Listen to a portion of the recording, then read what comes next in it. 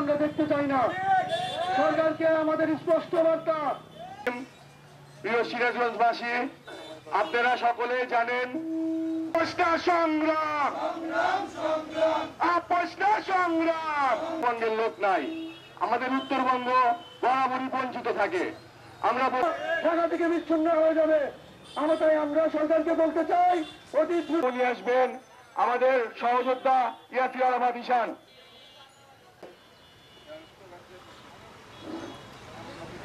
যেমন কোন বৈষম্য মেনে নেননি, আমরা ভবিষ্যতে এই উত্তরবঙ্গের উপর আমাদের পাশে এসে দাঁড়াবেন। আমরা আপনাদের সাথে নিয়ে বৈষম্য বিরোধী ছাত্র আন্দোলনের ঘোষণা করছি। ধন্যবাদ সবাইকে। উত্তরবঙ্গের ছেলেরা আবার দুর্বল প্রতিরোধ করে তুলবে। আমরা উত্তরবঙ্গের প্রবেশ ঢাকা থেকে বিচ্ছিন্ন হয়ে যাবে। আমরা সরকারকে বলতে চাই প্রতিনিধি মোহাম্মদ টিএম মুশফিক সাদ তালুকদারকে। বিসমিল্লাহির রহমানির রহিম।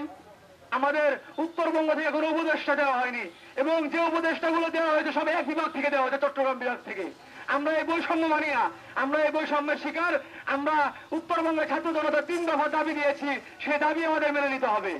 আমরা স্পষ্ট ভাষায় বলতে চাই, জুলাই বিপ্লবকারীরা, বৈষম্য ছাত্র আন্দোলনরা কোন সময় কোন উপদেষ্টার দায়বদ্ধ নয়।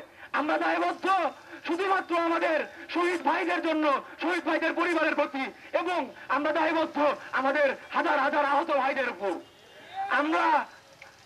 আমরা উপদেষ্টাদের কাছে কোনো দায়বদ্ধ নই। এই উপদেষ্টা পরিশোধ করার আগে একবার হলেও ছাত্রদের 1% হলেও ছাত্রদের সিদ্ধান্ত নেওয়া উচিত ছিল, কিন্তু সেটি না করে আপনারা নিজেদের মতো করে আপনারা উপদেষ্টা পরিশোধ করে তুলেছেন।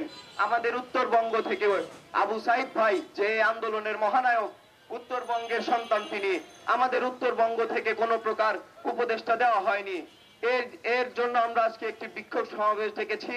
আমাদের দাবি, আমাদের যে 3টি দাবি রয়েছে, সেই দাবি মেনে নিতে হবে, এবং উত্তরবঙ্গ থেকে যে যোগ্য তাকে আমরা চাই যে উত্তরবঙ্গ থেকে যেন একজন উপদেষ্টা নির্ধারণ করা হয়। 24 ঘন্টা আলটিমেটাম দিচ্ছি। 24 ঘন্টার ভিতর এই উপদেষ্টা প্যানেল যদি সংস্কার করা না হয়, আমরা উত্তরবঙ্গের সকল ছাত্র জনতা ঐক্যবদ্ধ হয়ে দুর্বার আন্দোলনের ডাক দেব। উত্তরবঙ্গের প্রবেশদ্বার সিরাজগঞ্জের থেকে 10 জন শহীদ হয়েছে, আমার 10 জন ছাত্র জনতা ভাই শহীদ হয়েছে। আমাদের উত্তরবঙ্গের রংপুরে আবু সাইদ ভাই প্রথম বুক পেতে দিয়েছে এই গুলির সামনে। এই উত্তরবঙ্গের মানুষের সাথে কিভাবে তারা অনৈতিক কাজগুলো করে, তারা কিভাবে অনৈতিক ভাবে এই উত্তরবঙ্গ থেকে উপদেষ্টা দেয় না।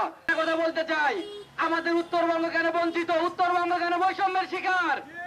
আমরা চাই আমাদের উত্তরবঙ্গ থেকে একটি হলেও উপদেষ্টা নিয়োগ দিতে হবে।